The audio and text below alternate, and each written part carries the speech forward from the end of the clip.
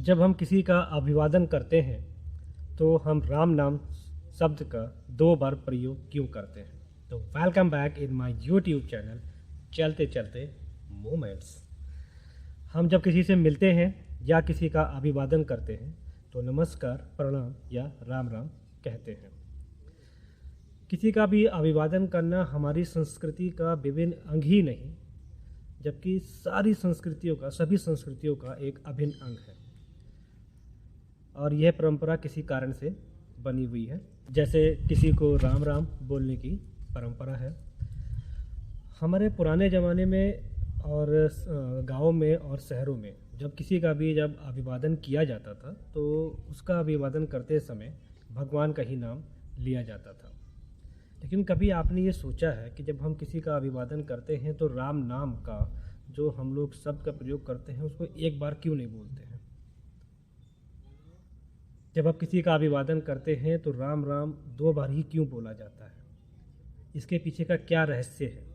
तो आइए जानते हैं और आपको बताते हैं कि इसके पीछे का क्या रहस्य है कि हम लोग किसी को भी अभिवादन करते समय 2 बार राम राम क्यों बोलते हैं।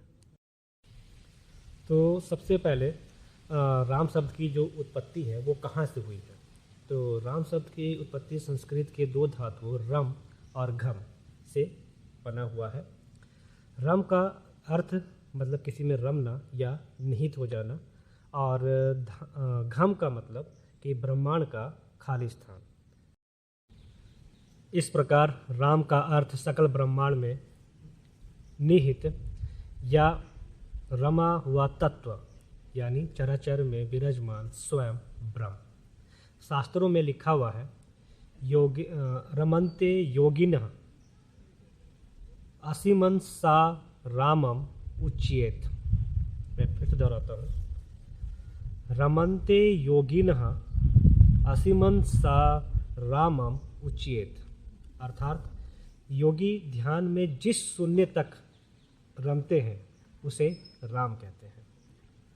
मतलब कि योगी जो ध्यान में जब रमते हैं जिस शून्य तक वो रमते हैं उसे हम राम कहते हैं। राम राम सब जब भी अभिवादन करते हैं, जब भी अभिवादन के समय बोला जाता है तो हमेशा 2 बार ही बोला जाता है। तो उसके पीछे का एक वैदिक दृष्टिकोण है और वो वैदिक दृष्टिकोण क्या है उसके बारे में हम आपको बताते हैं कि वैदिक दृष्टिकोण के अनुसार जो पूर्ण ब्रह्म का मात्रिक गुणांक जो है वो 108 है। अब इसके आधार पर हम लोग राम शब्द का 2 बार प्रयोग करते हैं और वो 2 बार बोलने से 108 बार का पूरा हो जाता है। अब कैसे राम, तो राम का जो पहला अक्षर है जो पहला अक्षर है वो वर्णमाला का र 27वां अक्षर है। फिर इसके बाद आता है आ, तो वर्णमाला का दूसरा अक्षर है, और इसके बाद म वर्णमाला का 25वां अक्षर है।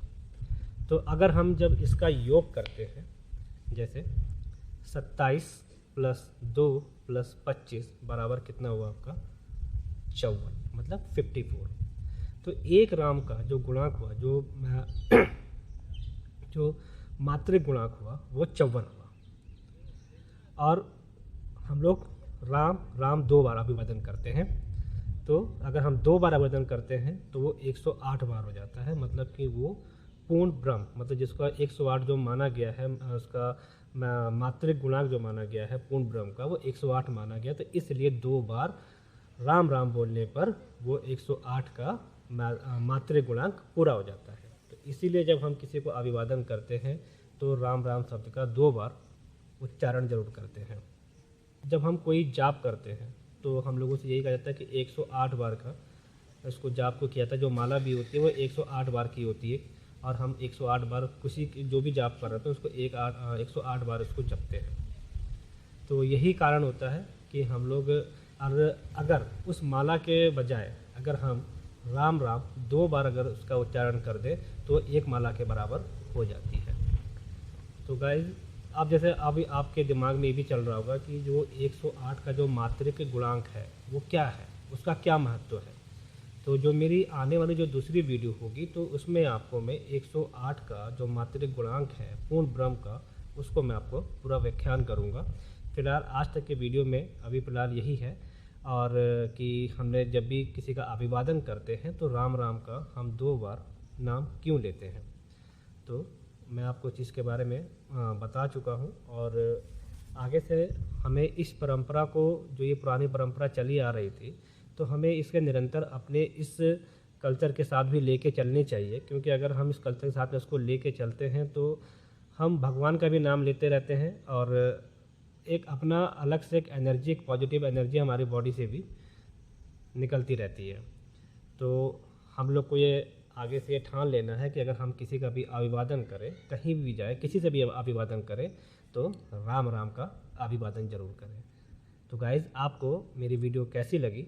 अगर अच्छी लगी हो तो प्लीज़ लाइक करिएगा, कमेंट करिएगा और उसको आगे तक शेयर भी करिएगा।